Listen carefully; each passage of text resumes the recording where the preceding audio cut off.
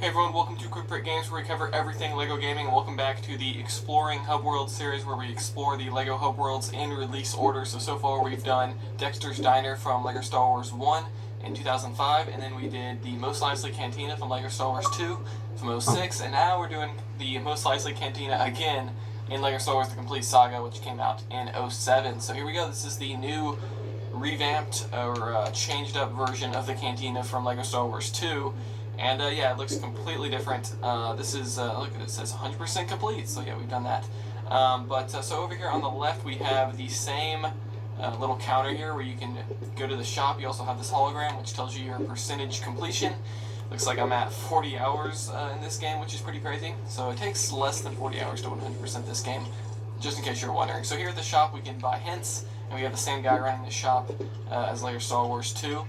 We can buy characters as well as vehicles here, and there's way more characters here because of the whole inclusion of both the prequels and the original trilogy content in the game. We also have Indiana Jones, which was pretty cool. We'll have to see if he's in the Skywalker Saga. Let me know in the comments if you think Indiana Jones is going to be in the Skywalker Saga game. The only way I think he's going to be in there is if we're getting a new LEGO Indiana Jones next year for LEGO Indiana Jones, or not LEGO, just Indiana Jones 5 that's releasing next year.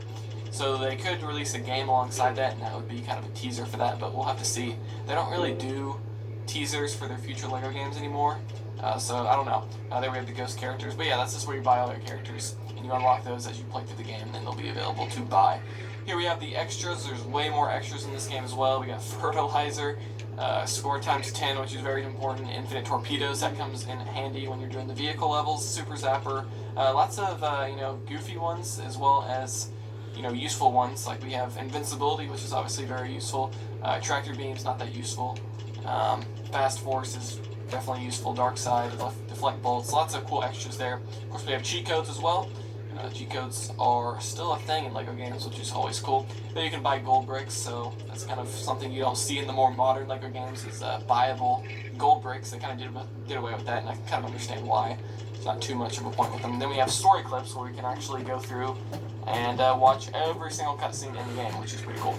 But alright, other than that, let's go ahead and start exploring this cantina. So right here on the top left, we have two-player arcade, which is where you can battle each other.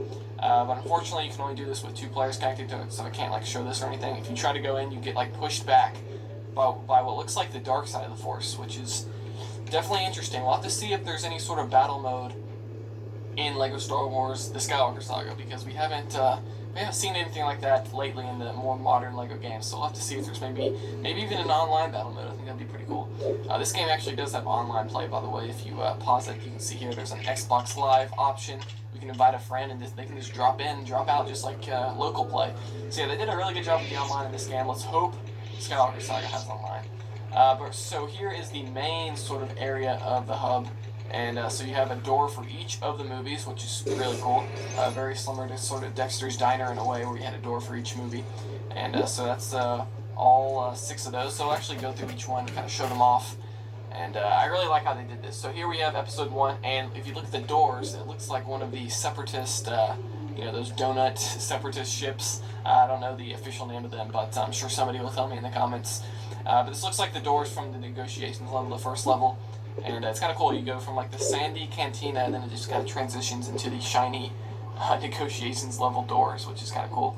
Then over here, there's also a bonus question mark door in each of these movies. So you have the super stories. You can play through all of Episode 1 in one go. Looks like I did that in about 28 minutes. Then you have the character bonus level and the mini kit bonus level. I forget exactly what those levels are. I think they put you kind of in this open space. You have to go around and look through stones and things. I don't know, they're kind of weird. Over here on the left, we have this little buildable thing here, which is kind of cool, but we're not going to waste time building that. So let's go into the Episode 2 Attack of the Clones door. So here we have these Camino-looking doors, so it's kind of cool. Again, it goes from the sandy to sort of the shiny floor. And there's also one new level here that wasn't in Dexter's Diner, which is the Bounty Hunter Pursuit level, level 1. So that's always cool. And then again, we have the bonus level. Here we have this little doohickey we can use the Force on. I'm not sure if that's supposed to be a jukebox or what. You can see back here there's a counter that we can't. There's no one operating, so it's kind of interesting. Let's go ahead and head back out to the main area. And one thing I do want to point out is if you just walk in front of the doors, it actually shows you your completion. So there's 20 gold bricks within each movie, 60 mini kits, 6 True Jedi stud bars, and then 6 of the blue mini kits, which are pretty much exclusive to this game, and then we have 6 red bricks as well. So the red bricks, or the blue mini kits, are for challenge mode, so each level has like a challenge mode. You can see here if I go into a level, there's a challenge option, that's where you go through the level again. I think you're timed for like 10 minutes or something, and you gotta go through and collect 10 blue mini kits within the time limit. It's kind of interesting, but it gets kind of repetitive playing through the same levels over and over again in this game. And this game does have you play through the levels a lot. I think it's like 4 times you have to play through each of these levels at a minimum. That's assuming you don't miss anything on your first playthrough. But yeah, so this is cool. It's like the Mustafar doors. This is probably my favorite little room in the whole Cantina. And then again, the bonus door. You have these little red and blue things on the side. Not sure what those are supposed to be. Is there anything over here that I missed? No. Alright, so yeah, that's the episode 3 room. Let's go back out into the episode 4 room, A New Hope. And here we have just straight up most likely Cantina doors. So these doors match the Cantina perfectly. There's no transition needed. Here we have this new feature of this game. Actually, I guess this was in LEGO Star Wars 2. Where you can put, look at that, Qui-Gon Jinn in a Princess Leia hairstyle. That's it's a little bit disturbing. But there's these 6 doors for episode 4. And yeah, that kind of blends in just perfectly there. And let's go ahead and move over here to episode 5, The Empire Strikes Back. And we have some Hoth-looking doors, so I like that. They transitioned from sand to snow. And so that's very cool. Let me know if there's anything else in here. There's the bonus room. There's always like, it seems like one little thing that's like kind of extra in each room. This one doesn't seem to have anything. Like episode 1 had that little buildable on the left. The other level had like the other room had like the jukebox. I don't see anything special in the episode 5 room. So here's the episode 6 room, which is like the Death Star looking doors. So very cool there. Again, it goes from the sand to the shiny Death Star pavement there, I guess you could call it, or flooring. There's the bonus room, and I don't think there's anything special. There's some like blue chairs here, which is kind of interesting. You can use the Force on those. So I like how they just kind of throw neat little extra things here and there. And so that's all 6 of the main episodic rooms. And then over here on the right is a question mark room. If we go in here, there's actually 6 more gold bricks, as well as the Indiana Jones little cutscene here that you can watch. And if you watch that cutscene, I believe that's how you unlock Indiana Jones as a playable character. So yeah, these bonus rooms are unlocked by collecting gold bricks. So as you collect gold bricks by playing through the levels, you can build these doors and unlock the bonus rooms. So there's going to be 6 bonus levels, and you have to kind of build each one. So the first one is going to be the original pod race. You get a gold brick for completing each one of these, which that level is one of the worst levels in all of LEGO Star Wars, in my opinion. The original version, not the... They kind of changed it up and remastered it in this version, but the original version was pretty tough. There's Anakin's flight. I actually like this level. This was a cut level from episode 1, which is very neat. Here we have the Gunship Cavalry, one of the worst levels, the original version. So they just brought back the original version, the versions that everyone loves. But yeah, that version's really bad. I should have included that. I have a top 5 worst LEGO Star Wars level video. You can check that out on my channel. And I completely overlooked this original version, unfortunately, so I should have included that in the list. But oh well, there we have A New Hope. This is the bonus level from LEGO Star Wars 1. If you go back and watch my hub walkthrough of that exploring Dexter's Diner video, you can see the door that leads to the original A New Hope level from LEGO Star Wars 1. Then here we have the LEGO City level, which is where you go through the city and try to get 1,000,000 studs.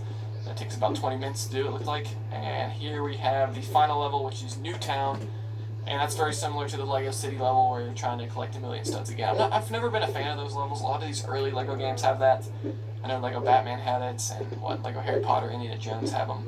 I'm just not a fan of those levels. And there's the trailer store, where you can watch the teaser trailer for LEGO Star Wars, not LEGO Star Wars, LEGO Indiana Jones. The first one, that was a cool teaser. What if they did that today?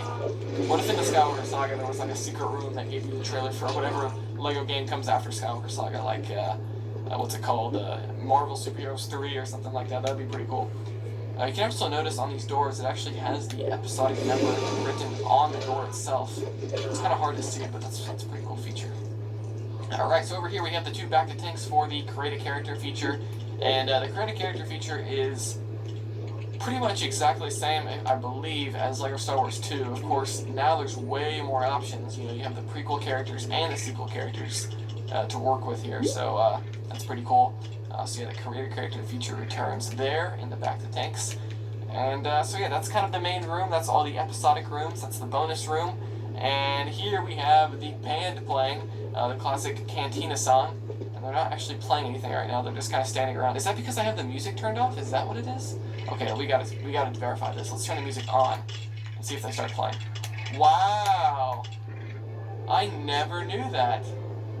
That is insane. We're gonna turn off the music because I don't want to get copyright stricken by Disney, but that's insane. I never knew that. Let me know in the comments if you knew about that, because I had no idea. If you turn off the music, they'll actually just be standing there doing nothing. Man, that's crazy. That's a cool feature I've never heard anybody talk about. Unless that's something you guys know that's like well known. I don't know. I never knew about that. You know, I've played the crap out of this game. I never knew they physically stopped playing the music. Like, you know, they could have just still been playing, but the music was turned off. But no, they actually created an animation for them to do that. That's crazy. So yeah, let me know in the comments if you knew about that. That's one of the coolest features. Wow, I'm glad I found that out. That's cool. But here is the outside of the Cantina, which is a lot smaller than it was in LEGO Star Wars 2. So here we have sort of an outside area. There's like a little racetrack you can build right here.